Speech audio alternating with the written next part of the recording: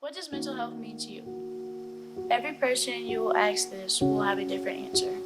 Mental health struggles carry a big impact on a person's life. You never really know what someone's going through until you take a step deeper and you look past their smiles. Until you actually have a conversation with them, you may never know what someone is going through or how they're handling it. 26% of Americans over the ages of 18 get diagnosed with mental health issues. That means 1 in every 4 adults are diagnosed with mental disabilities. 50% of these people are diagnosed before the age of 14. That means most likely teenagers are suffering from some kind of mental issues. At ccaMA, we have students that deal with mental health issues. Here are some of their stories.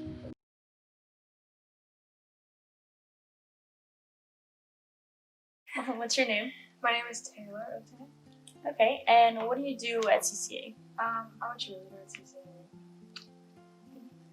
ccaMA. So what does mental health mean to you? Mental health has gotten a lot more important to me these past couple of years.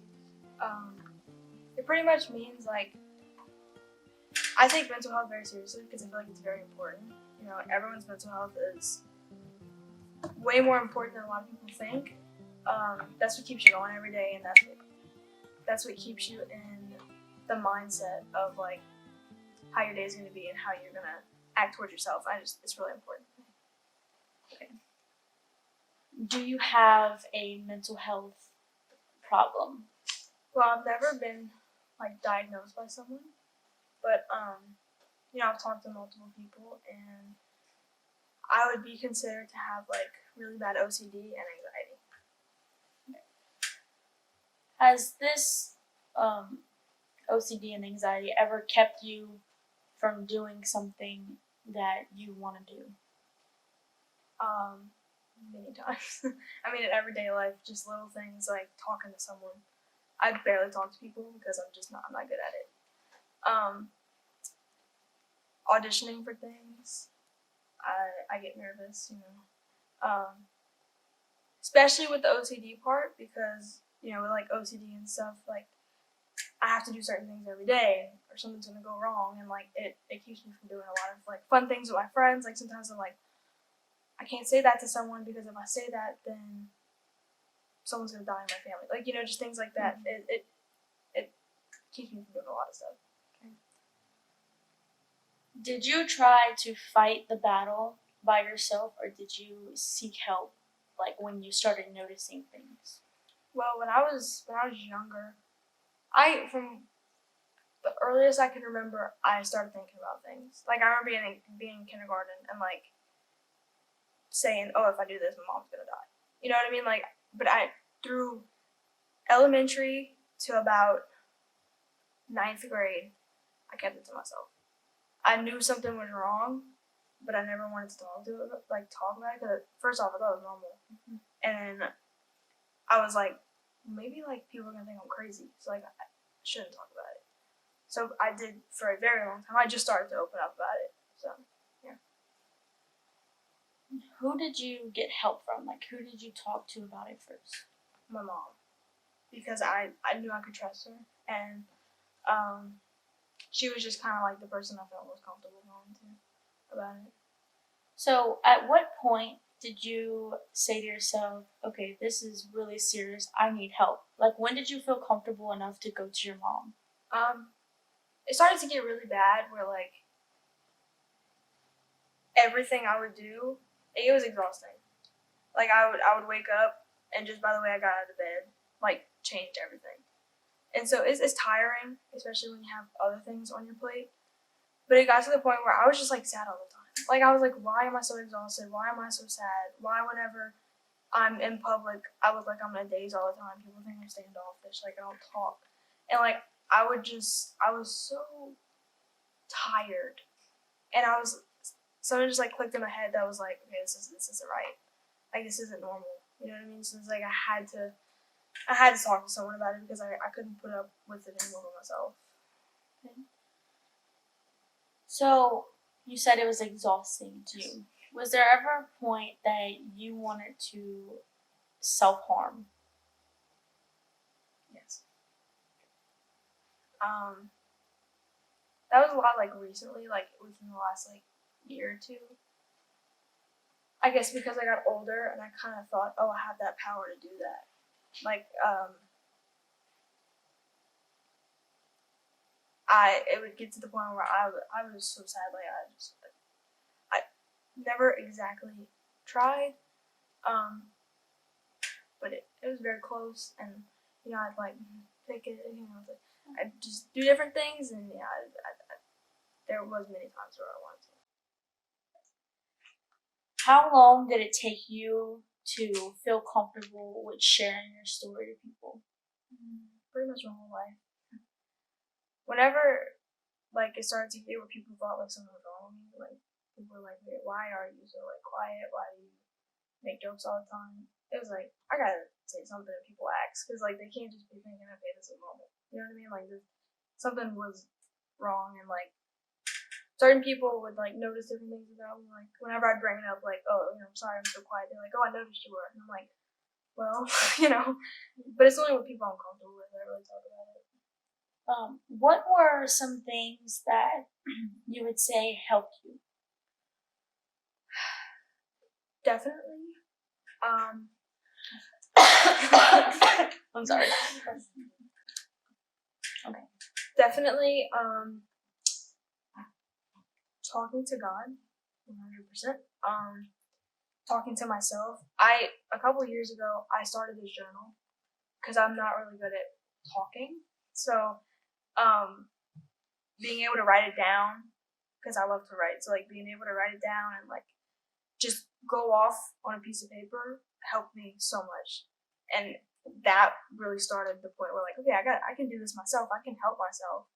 So I started writing in a journal, and that was like one of the biggest things. And especially my mom, like just talking to my mom, like whenever I'd have an anxiety attack or something, I would, go to her and be like, Mom, I don't feel good right now, and she would talk. So would you say that getting helped actually helped you, or getting somebody that you can confide in helped you a lot? Yes. Now I still don't really have like one person. Like I'm always the type of person that's like, I don't bother them. You know what I mean? Like that's not. I can't do that. Like they have their own problems. My biggest thing is I always look at people and I'm like, your problems don't match up to theirs. Like anything you go through, they don't want to hear about it. Like they're obviously going through something. I mean, everyone has their own things, and that's what I'm trying to learn. But sometimes even my mom, I'm like, I don't bother her. She had a bad day. I don't want to go talk to her. But I've never really had that like one exact person that I go to for everything. But especially speaking up about it and actually voicing what was going on changed everything, because it was like I can get it off my chest. Like it was just like a weight that was lifted, and it was pretty nice. You've obviously been fighting this battle for a long time. So you've experienced a lot. What do you think that you can give advice to other people about their mental health, how to help friends, how to help themselves, how to speak up about it? Well, I'm saying this, but I don't do this. Don't think you're bothering people. Because I know personally I go through a lot, but I'm still that person that's like, you need someone to call me. Like I don't care if I'm sitting there crying my eyes out, like I can talk to me. Like, and don't be afraid to talk to people, because I am afraid to talk to people all the time. Every day I come to school, I'm like, I just sit there, and it's like, what's up? Like I'm just really awkward, but don't be afraid to do it, because those moments aren't gonna last forever. So don't be miserable. Don't make yourself miserable, because you only have a little bit of time here. So make it count. Like, just have a good time and don't worry about everything. Like I'm worrying every second of the day. Don't worry. Like try not to worry. Now of course you still have to worry about the things that everyone has to worry about. But seriously, don't make yourself miserable, because that's what's gonna hurt you at the end of the day. Like if you want to talk to someone, talk to someone. If you're in a bad mood, you're in a bad mood. Except for what the mood you're in. Don't say, oh, she's in a happy mood, I have to be happy. Oh, she's sad, I have to be sad. Like, no, you're in that mood, you're your own person. Act like your own person. If you need help, go find someone to help you. Like, just acknowledge your own mental health. So we know that you have OCD and anxiety. do you think that you can elaborate more on that so maybe people who are watching this that don't know what's wrong with them might have an idea? Yeah, of course. So I'm starting with OCD. So OCD, a lot of people you hear, oh my god, you have OCD. You're so OCD. And a lot of it's with like, oh, making sure that a table's straight, which that can be the case, but it's not it's not necessarily always being clean and tidy. Trust me, I'm not. But what OCD pretty much is like, okay, with me, a lot of my OCD things, I have these earrings. I wear them every single day. They have certain color backs, and I have to wear them in certain ears. Because if not, something bad's gonna happen, and it's personal reasons. But I have to wear things certain, like every day. I have this bracelet. I started wearing this bracelet recently, and that was so hard for me to wear this bracelet because I was like, if I have to wear this one day and it's a test run. So I put it on one day and I had a good day. So I said, okay, I start wearing this, I have good days. I don't wear a lot of jewelry. I pretty much wear the same thing because it scares me to wear other jewelry. Now that's all in my head. I'm trying to learn how to deal with it. Pretty much what OCD is. So when people say, oh, I have OCD, don't think of them as clean and tidy. Sometimes that is the case, but sometimes people need something to be clean because something bad's gonna happen. Or they have a cause, it's a cause and effect thing. If I go do this, something bad's gonna come out of it. I'm trying to think of another example, like, when I'm like doing hand sanitizer, I have to count a certain number. Every time I'm doing something, I'm counting a certain number. And that's why I don't talk a lot. There's 500 things going on all the time. I'm always 500, like when I put my pencil down, oh, gotta flip it because that's gonna happen. When I put my paper down, oh, gotta turn it that way, it's gonna happen. Something bad's gonna happen. Like every second of the day, and that's why I come off as like so standoffish because I'm in the zone all the time. Like I'm in the zone. And and just know that people with that, they're not standoffish. It's crazy and it's a little tough, but then I also have to remember, okay, Taylor, is that really gonna happen? It's not really gonna happen. Don't do that to yourself. I mean, I still do it. It's kind of difficult thing. Hello. Hi, What's your name? my name is Faith Strawberry. What are you involved with at ccaMA? I play volleyball. When I use the word mental health, what does that mean to you? A lot of things. Mental health means to me just sitting down, having a long time with God and praying and just pouring my heart out, listening to worship music and just, really telling Him what's on my mind, what's going on. Have you ever had a problem with mental health? Yes. Um, So when I was younger, I showed signs of anxiety and, it wasn't a big deal back then because I was super young and I just thought I'd grow out of it. But as time went on, as more situations arose, my anxiety got worse and worse. And like with anxiety, you also get depression. They kind of go hand in hand because anxiety, like it gets so bad to the point where you are in a pit of depression. So even though I may not have depression, I deal with depression. And as I've gotten older, it's just gotten worse and worse and worse until, I kind of learned how to deal with it. So you said you had it since you were younger. So does this affect your everyday life? Yes, 100%. It affects how I react with people. It affects it a lot. Have you asked for help or have you learned how to deal with it by yourself? That's a toughie. So when I was younger, I went through a situation and it involved me getting therapy. So I went to therapy for a little while, but after the situation was over with, I was better. So I didn't have therapy for a while. It was after my grandfather passed away. My grandfather and I were extremely close, and my mental health hit rock bottom. And I didn't necessarily want help. I wanted to try to deal with it by myself, but my parents saw that I was different. I needed help, so they sent me back to therapy. And from there, I learned tools and how to help whenever I have these thoughts and urges. And God really, whenever I became a Christian again, that He really just helped me so much in an unbelievable way.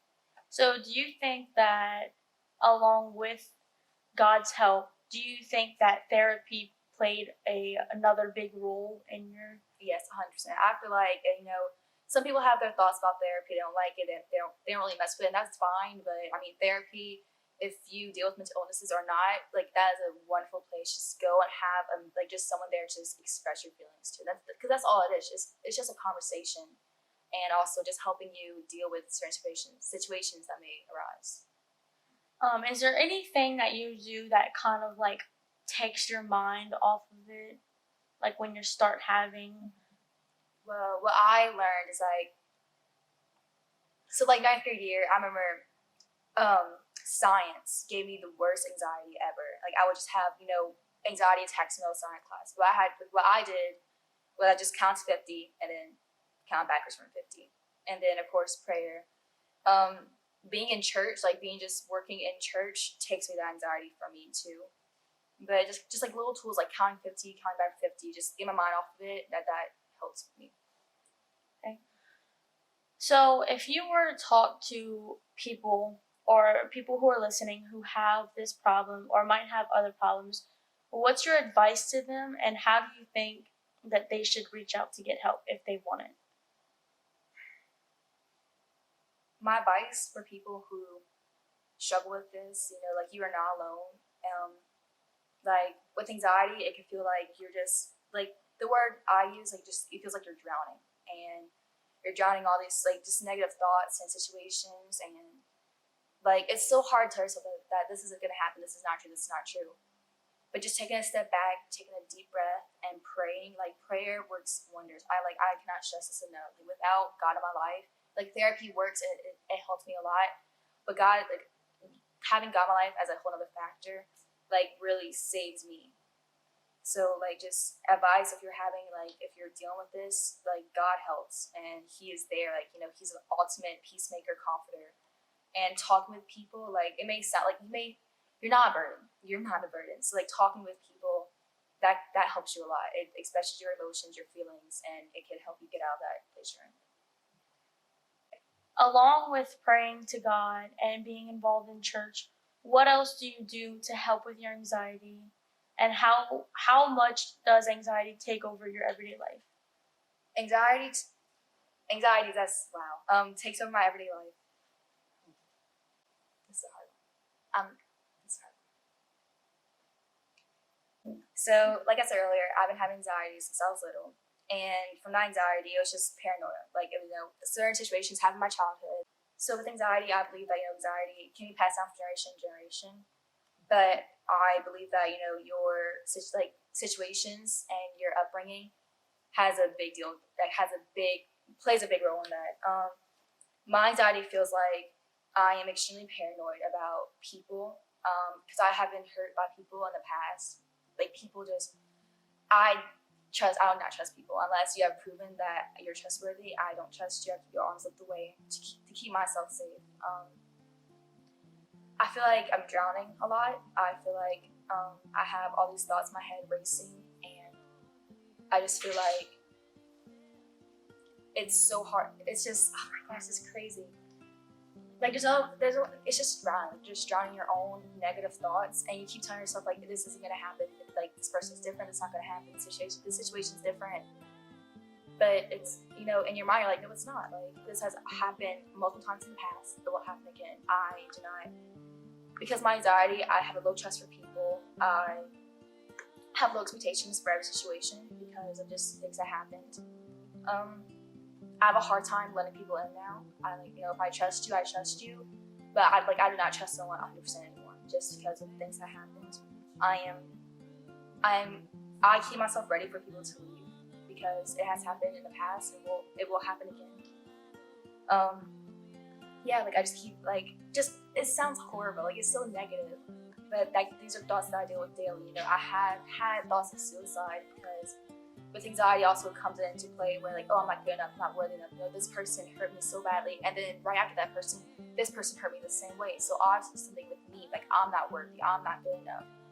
So I had thoughts of suicide. I have thoughts of just not being good enough for anyone, which I still deal with, but it has gotten better as as I go closer to God and going to therapy.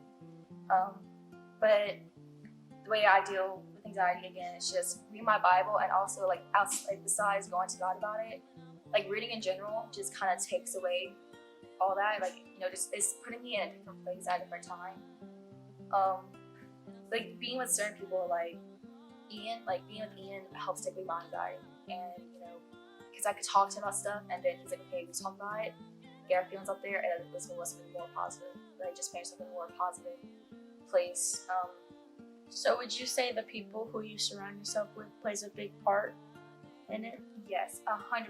You know, if you're surrounded by negative people, you're gonna have negative thoughts. But if you're surrounded yourself with positive people, your positive thoughts. And in the Bible, it even says, like, you know, if you look at your friends, look at your future. You know, like look at your friends, look at your future. If your friends are so negative, they're doing all this negative stuff, then that's what you're gonna become. Because you know, peer pressure is a real thing, whether we like to admit it or not. And you know, we do change for our peers, and we change because of our peers.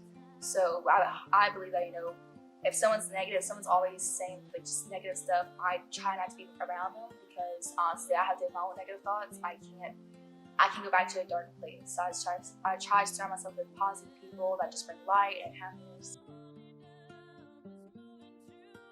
Hi. What's your name? My name is Cadence Bergeron. What do you do at CCU? I'm a cheerleader, a soccer player, and I'm going to do softball. Okay. What does mental health mean to you? Mental health it's like its own little world in your own head. You have an outside world, but for some people, they struggle to deal with what's in their head. Okay, so I see obviously you have a story. Would you mind sharing with us? My story it starts when I was younger. I didn't really have a dad in the home. He left before I was born. He came back into my life when I was about 4 and kind of been in and out ever since. He kind of started the problem, the fear of abandonment, and that kind of progressed into what I have now. I went through a couple pretty rough last 2 years. I lost a lot of friends. I switched teams. I got some new friends, some new people in my life, and that was the hardest part, was closing the door for some people and opening the different ones that I have. So you said it started off young. So do you have a moment that you realized that you needed help? Was it younger or was it now? And did you ask for help? It was more recently, about 2-3 months ago. I kind of reached out and was more open about my problems towards my parents and towards most of my friends, and I finally got the help that I've been needing. When were you comfortable talking about it, or were there just certain people that you wanted to talk to and that helped you? I really kind of got comfortable with it recently because I had a friend who struggled with some of the same things that I struggle with. So I kind of got more open about my situation, what I went through, my dark times. And it's not like all of my friends, I have a very big group of friends, but it's like the secluded 4 or 5 that actually know what happened and what I went through.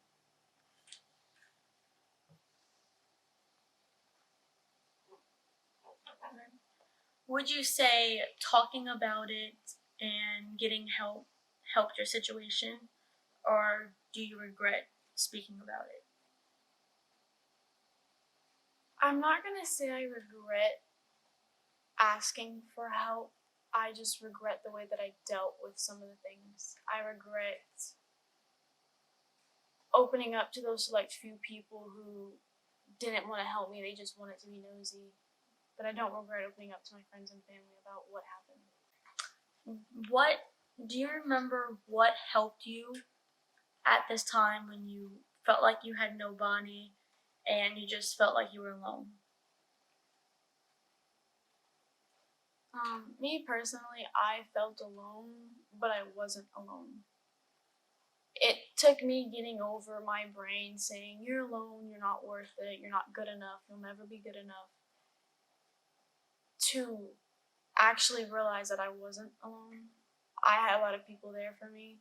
And when I finally let my brain just stop thinking and I actually saw who was there and what was there, it helped me realize that no matter what, like, you're going to have somebody. Even if you have nobody, you always have someone. So Did you pretend to be happy when you were around people? Most definitely. I pretended to put the biggest smile on my face because I am kind of like the advice friend. Like, I'm there for everybody, but I don't expect everybody to be there for me. I just don't like being the center of attention with my problems. I don't like acting like I'm sad or acting like I'm depressed. I'd rather just everybody think I'm fine and happy and go home and deal with my own issues by myself. So, was there a point in time where people started to see through your smile, or you wish they would have? Definitely. There's been days where I've come to school and I'm too tired to hide it anymore. I'm too tired to sit here and put a smile on my face and act like, well, the world's so peachy. It's just the best thing in the place. But there's days where most of my friends have just looked at me and known that I wasn't okay, but they didn't ask me in front of everyone. They kind of waited until it was the right time where, hey, like, are you okay? And I'm like, I'll get through it. Most of them don't question it, but the ones that do see and know what goes on behind closed doors. What's a way that some people who want to get help but they're not sure, like how did you approach your parents and what did you do to get help? I didn't exactly like reach out to my parents.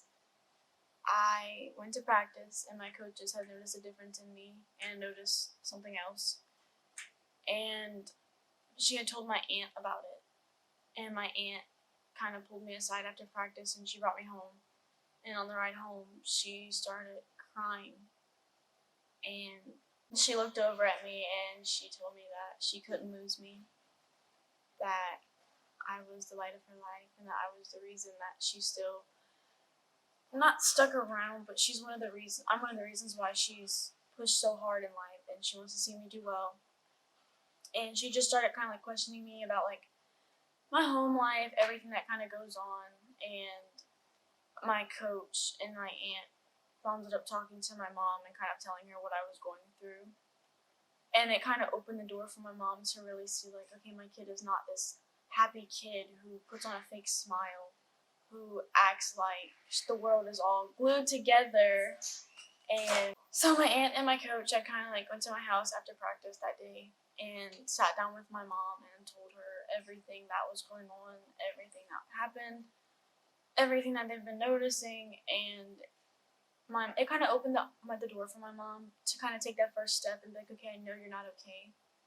So my mom started looking into different programs for me, and it really just opened her eyes to see that I'm not this happy kid, that I do have underlying issues. I'm not the smile that I put on, and I'm not the person that I act like around certain people. Like, I do have other issues in my life. So they approached your mom and your mom kind of took things in her hands and discussed it with you. So did you get diagnosed? I went to a therapist, well, psychiatrist is what they call them, and I had to sit down and answer a questionnaire, fill out a sheet, and tell him how I felt. And he diagnosed me with bipolar depression and social anxiety, which bipolar depression is, there's depression, which is you're sad and you have a sad month or so, or you go through a stage in your life which is really hard. Bipolar depression is more of, okay, I could be here with you guys, laughing, giggling.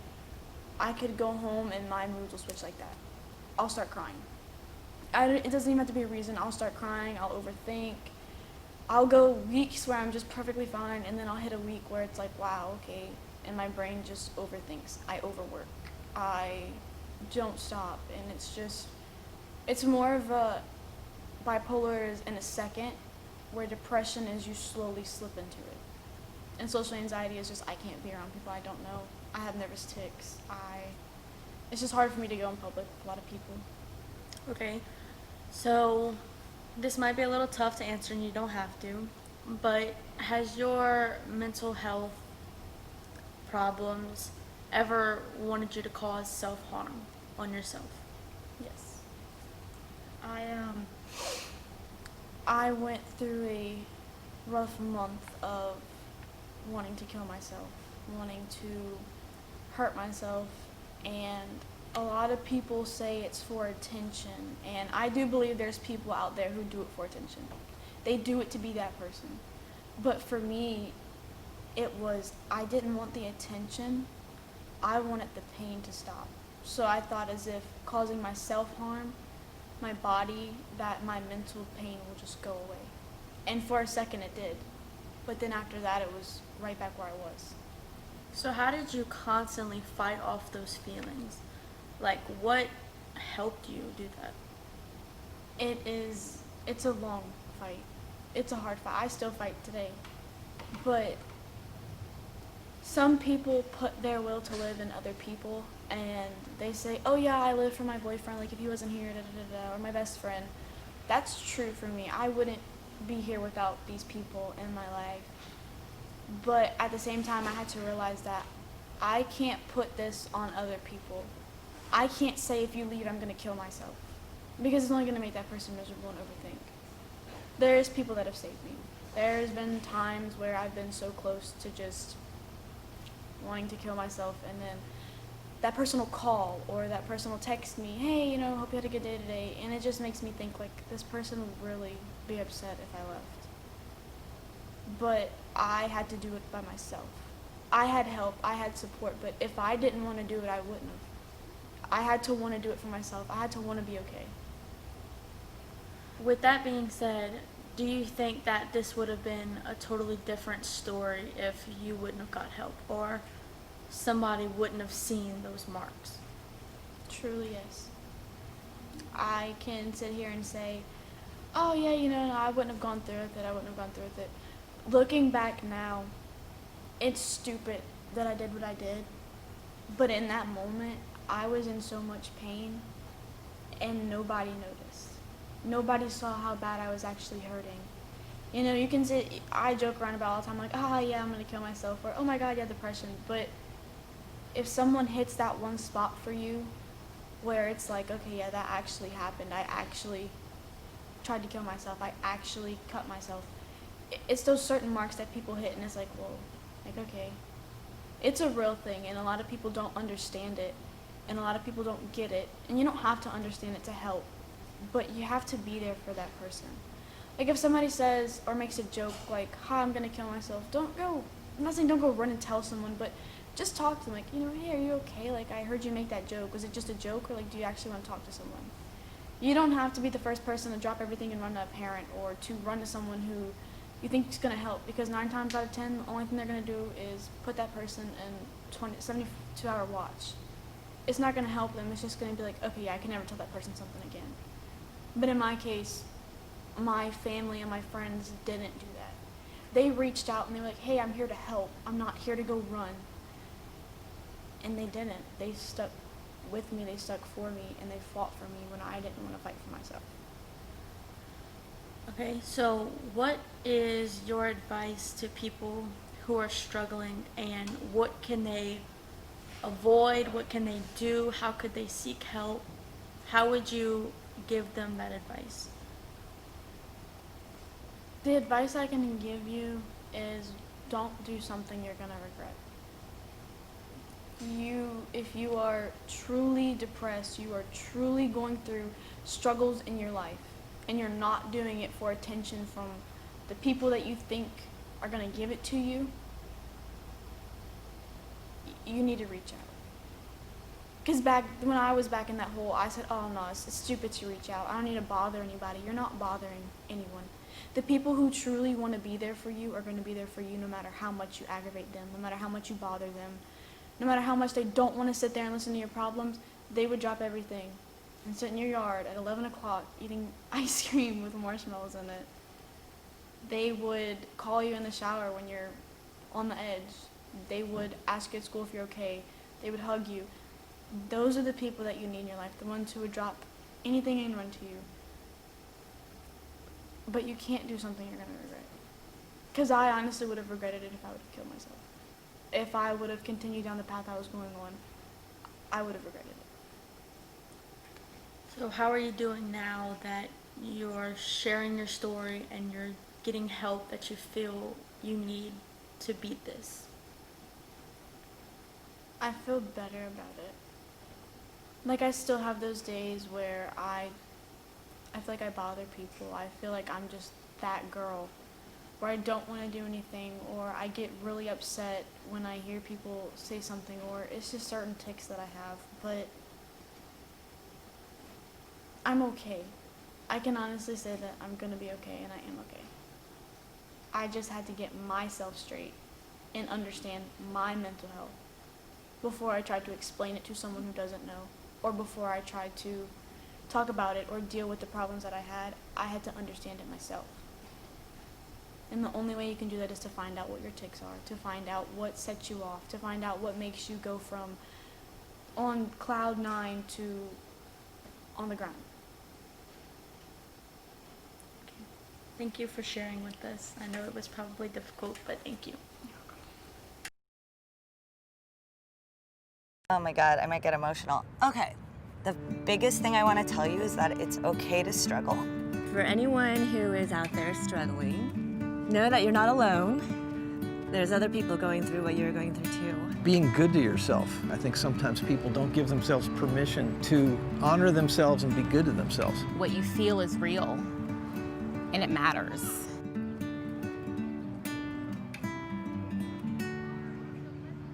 Right now, you might be feeling like there is no way out, and you might be feeling like your only way out is to end it all. But by doing that, you're robbing yourself from the opportunity to find happiness and to realize how beautiful this life really is. Give yourself a break. Take some time off, even if it's just for a day on the weekend or something. Be patient with yourself. We all go through hard times, and don't let anyone tell you or discourage you from what you're going through. You know, when I went through what I was going through, I had such a difficult time with my parents because they didn't know how to communicate with me about it, and I didn't know how to communicate with them about it. The world is so big now. The internet is there.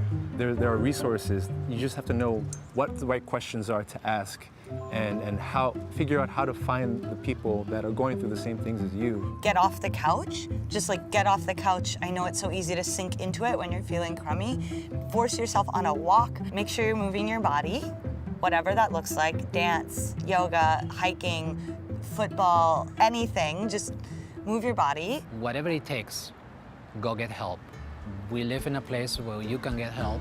If it takes 5 weeks, 3 weeks, a month, just wait patiently. Don't give up. Don't give up on your life, because you will eventually be the person you were before. Trust me on that.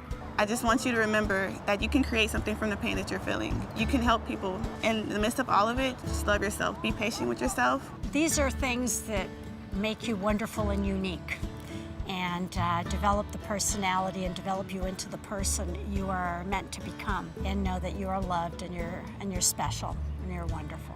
Every day I'll write down the things that I'm grateful for, and when I'm in those dark places, even if I don't believe it, I will just look at that list and say it out loud and remind myself it's going to be okay and you have so much to live for. Be good to yourself. Forgive yourself. Be kind to yourself. You deserve it. It starts with you, and I promise it'll get better. Find people who care, and if there is no one who does care, stick up for yourself and advocate for yourself, because you're worth it.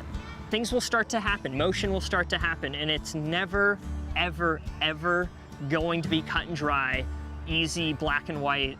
I'm anxious, I feel better. Like it's never going to be that, but at the end of the day, it feels so much better to move forward than to stay stuck.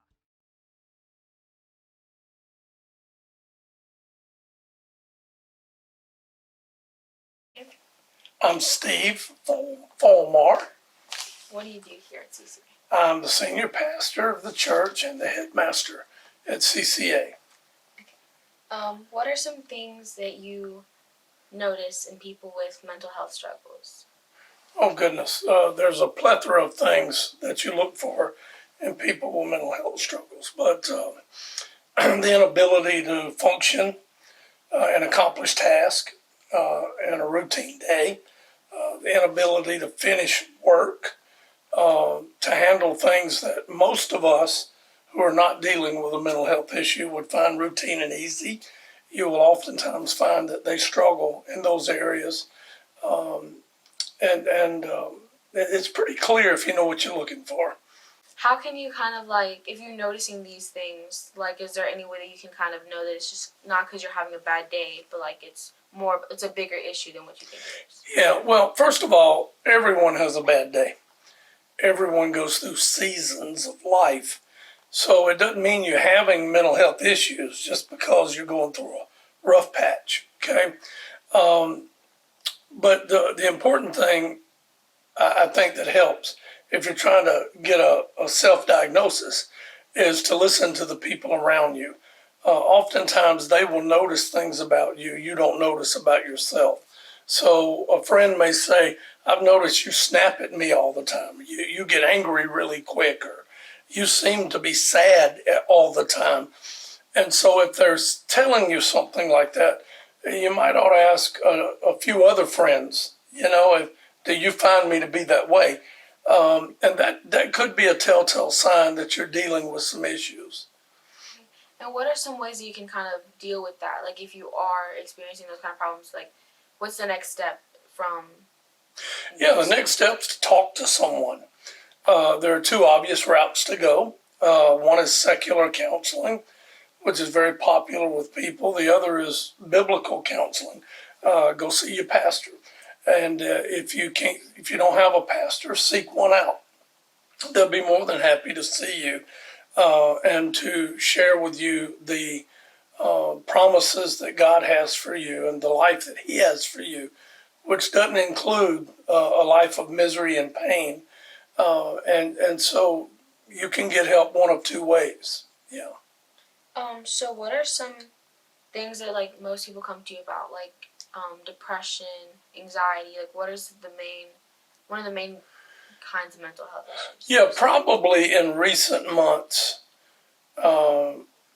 there's been a lot of depressive issues.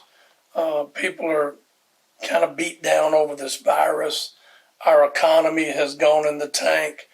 A lot of folks have lost their job, or their amount of work time has been cut back in a serious way. They're having trouble paying their bills, making ends meet. They're having to scramble maybe in ways they didn't in the past. And so we're seeing a good bit of depression.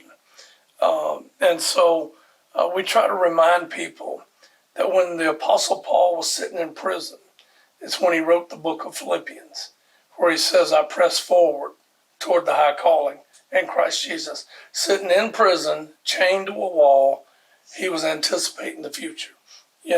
So Christianity is a faith that does not wallow in the past. It celebrates the future. So we try to remind people of the promises they have in Scripture, that God gives them the strength. I can do all things through Christ who strengthens me. He gives me the ability to get through the day, the week, the month, whatever I'm dealing with in His power. Yeah. So is there certain like tactics or way of dealing with things that you can kind of give as advice, like writing, journaling, or reading the Bible or stuff like that? Absolutely. If I'm dealing with a person in depression, the first thing I do is I try to get them to become introspective. And what I mean by that is let's talk about what's good in your life for a moment. Let's celebrate the blessings that you have. So we try to remind an individual that life is not always all bad. You've got to have something good going on. Let's talk about what those things are. Then let's be thankful for those things. One of the reasons people fall into depression is they're not thankful for what they do have. Now, there are two kinds of depressions, and I want to be clear about this. One is a clinical, the other is a spiritual.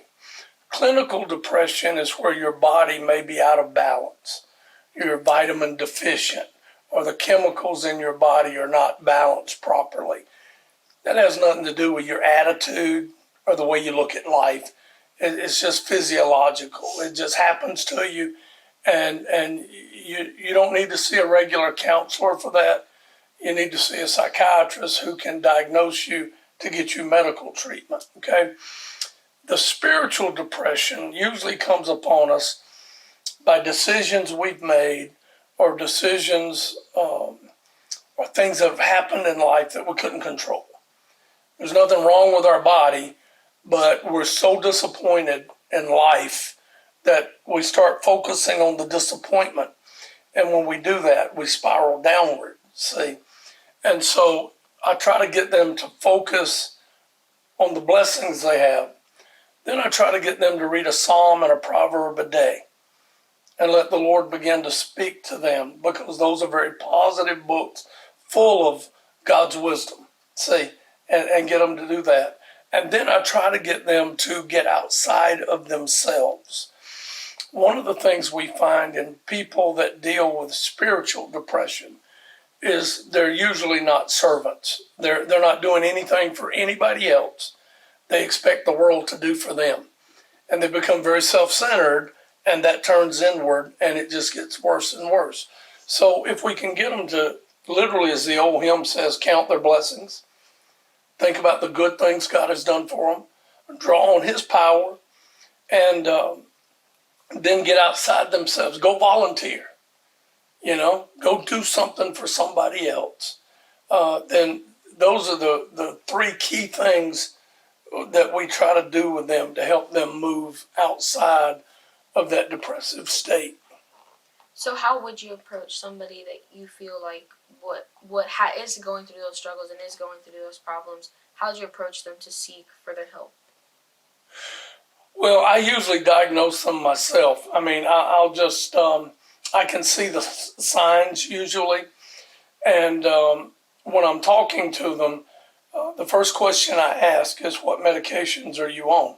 Because nowadays, tons of people are on medication. These doctors give it out like candy, okay? So, for example, I don't know how many times I've had a person in my office and they say, yeah, I'm on medication, antipsychotics. How many are you on? 5, okay? Well, that's a tragedy. Nobody should be on 5 antipsychotics. Oftentimes, the medicine these doctors are giving an individual is their problem. And so I then find out, are you seeing a psychiatrist or a general practitioner? Okay, because the general practitioner doesn't have the time in his day or her day to really talk to a person, to evaluate, to find out if they're getting better or not. They just keep adding stuff usually, and that's a tragedy. So I usually demand that they go see a psychiatrist and get reevaluated, because the psychiatrist will run blood tests, etc. on them. Every time I've sent somebody to see the psychiatrist, they pulled them off several of their medicines. They were on too much, So the thing that they think is helping them is oftentimes the thing that's making them worse. I'm not against medicine, okay? But I am against proper evaluations of medicine. I mean, I'm for proper evaluation of medicine. Too many people are on it, but nobody's really watching them. Right. So what are some resources you would give for people that are going through those problems and are noticing those changes in their lives? What resources would you?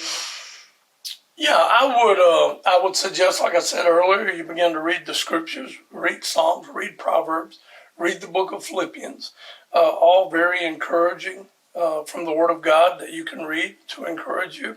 I also have some materials in my office I give people sometimes to help them think through what they're doing. And I also have, I keep it on my phone. Hadn't had to look it up in a while, and I'm glad.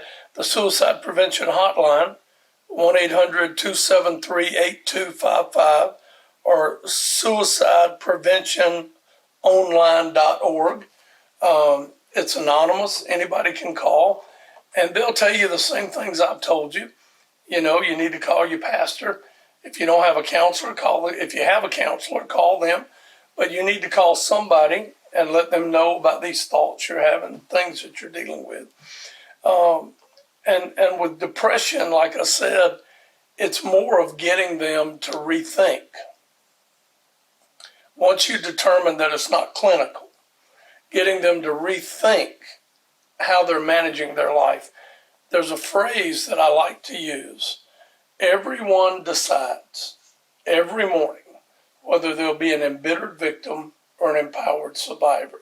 So much of what we deal with mental illness, we can control, but we don't have the tools. We don't know how. So I try to give them the mental tools to combat the issues they're dealing with. So how could you, I noticed you said something about like talking to people. So if, let's just say a parent would be dealing with their child going through a situation like this, how could a parent possibly notice these struggles that people are going through, or how can they like outreach for help? Yeah, the symptoms are usually pretty clear. A child who normally did well in school may all of a sudden not perform well, you know. If they're a smaller child, they may start wetting the bed again. If they've already stopped bedwetting, they may begin again. Sleeplessness at night, they may not be sleeping. Therefore, they're sleeping during the day. So you'll have maybe a student at school that you notice sleeps all day. Okay, that's usually a symptom of something bigger going on in that student's life. And so behavior, a child or even a teenager that was amicable, you could get along with them, they were manageable, they would do what you ask them, these sort of things, maybe all of a sudden is combative. And this is not in their nature. And so when we have mental illness, it affects us in ways that are not normal to us. And so it's actually pretty easy to notice if you're just sensitive to it. How should people deal with suicidal thoughts? You need to tell somebody immediately. Immediately.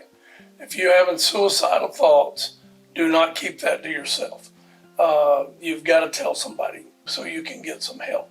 And this is important because one of the dangers of suicidal thoughts is people a lot of times think they can handle it on their own, and that's a huge mistake, okay?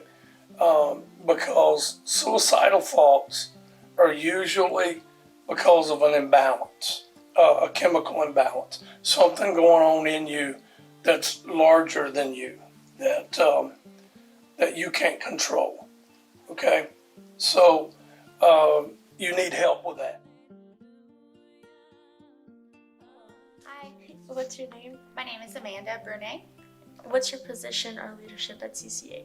I am the Lionettes coach. I also work at First Baptist Church. I'm the secretary. Okay. What does mental health mean to you? Mental health is a big circle of a lot of things. It can be anything from disorders or just being moody to even more serious things that people don't have control of.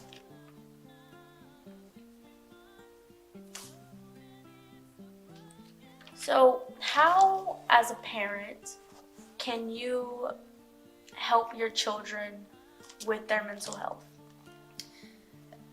Eating habits and healthy activities, limiting TV, those are all important things. I think with teenagers, sometimes it's easy to think, oh, this is just a moody teenager attitude.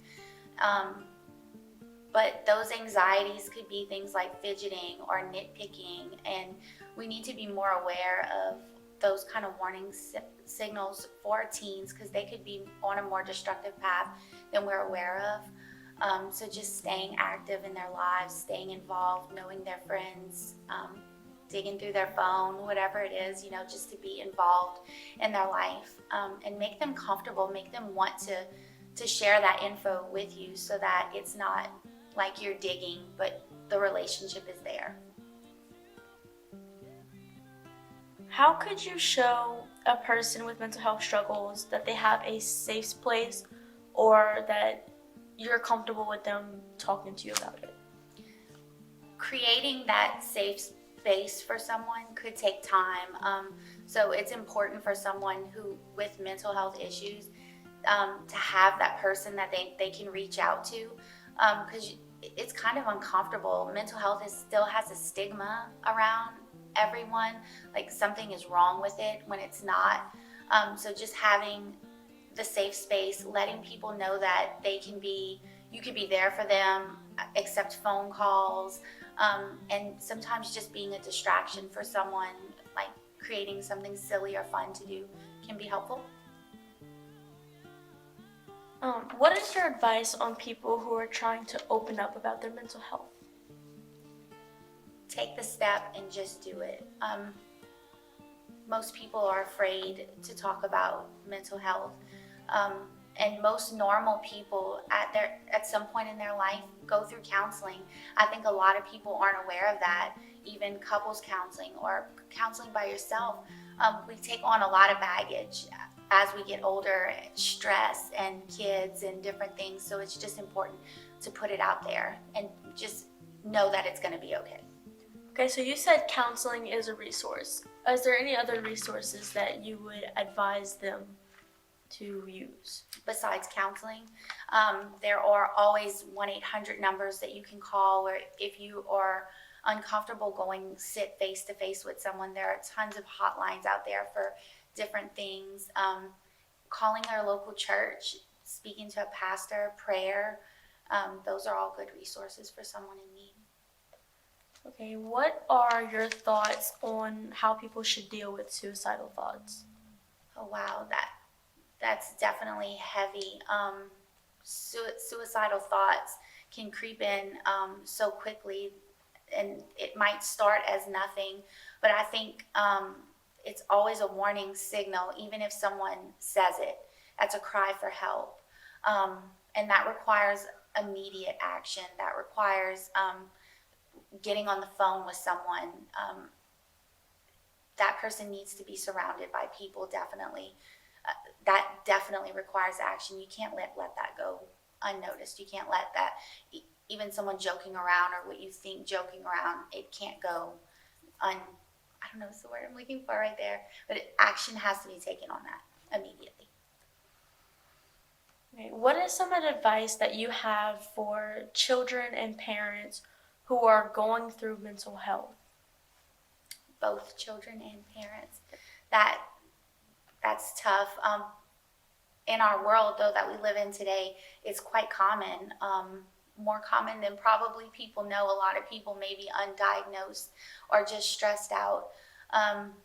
Having distractions that you're prepared to do. I know that for myself, when I've gone to counseling, counting backwards from 300 by the number 3 is a major distraction for me, and it just releases the tension of whatever's going on in front of me. So 300, 197, and just, 297, just going on from there, or even just doing this with your fingers back and forth. But knowing those things that you can do and removing yourself from heated situations immediately, that can be helpful. With major mental health disorders, you have to use your village. Aunts, uncles, grandmas, grandparents, teachers, school resources, all those things have to be part of your village when there are several factors in the home that lead to mental health stress. Is there anything you would like to add on the topic of mental health? Meet kids on their turf, get on their level, put yourself down there. Try not to put anyone else down. You never know what kind of day someone else is having. Let's try to lift each other up, and always, always seek out for help, because there is always a resource available.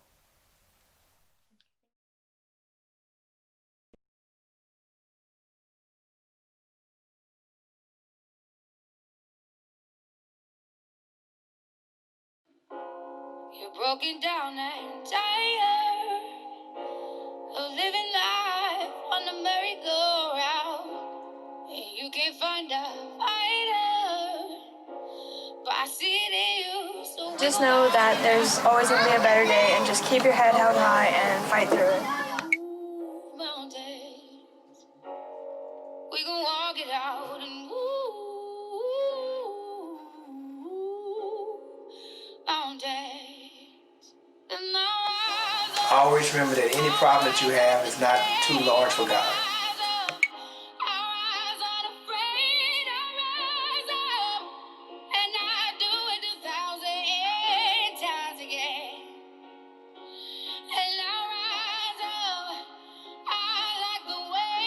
Life's hard, but know that through time it'll get better.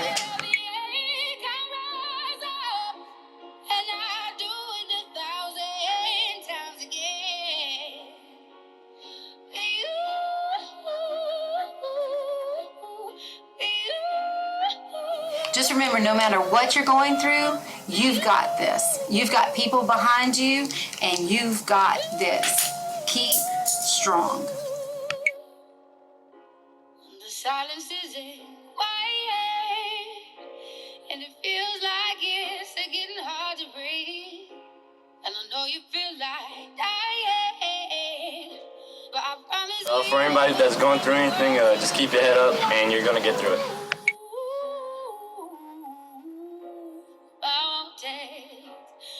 bring it to his feet.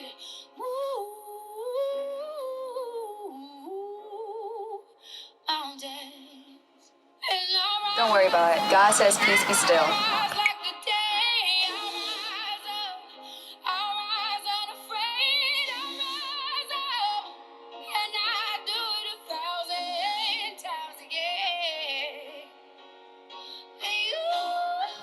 I know it feels like it's not going to end anytime soon, but keep pushing through. You're going to be all right.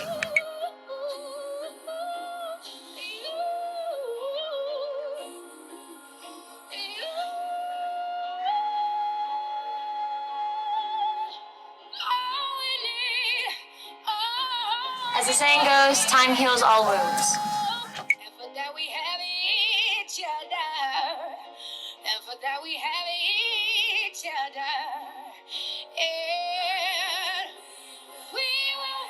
If you're struggling today, just know that everyone is struggling in some kind of way also. You can keep doing it. Stay prayed up, talk to someone about it, don't be afraid, and rock out and win the day.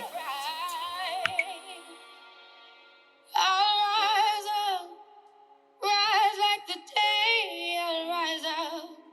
In spite of the ache, I will rise. Yes, the thing I would say to everyone is remember that you're made wonderfully by the Lord God himself. You're important to him. And if you're dealing with mental health issues, one of the great demons that will attack you is this belief that you're not important, that you don't matter to anybody. So you do matter. So if you're dealing with some things, reach out. Tell someone. Tell your pastor. Tell your parents. Tell a friend. Let somebody know what's going on with you so they can love on you and get you towards some help.